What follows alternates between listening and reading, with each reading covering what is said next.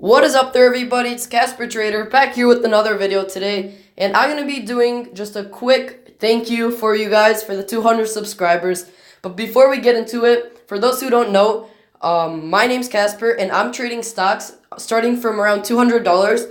I'm growing this sum of money into around less than 4 years. I'm planning to grow it to $1 million on my trading account. It may seem impossible, but little gains make big, like it adds up over time, you know what I mean? So my goal is to make 5% every week, and if I do that for 3.5 years, then I'll make $1 million trading stocks. If you want to follow me on my journey, I have a link in the description below. If you want to join Robinhood, you get a free stock, and I also get a free stock, so it helps us both out on trading stocks and making money.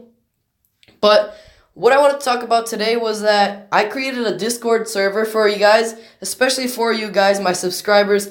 I just wanted to thank you guys for everything, all the support and everything like that. I just wanted to make a place where everyone can just talk about stocks. It's nothing strict, just everyone can just chillax, talking about different stocks. Like, I would have been like, oh, look, I'm trading UWT, looks like a good stock for profits.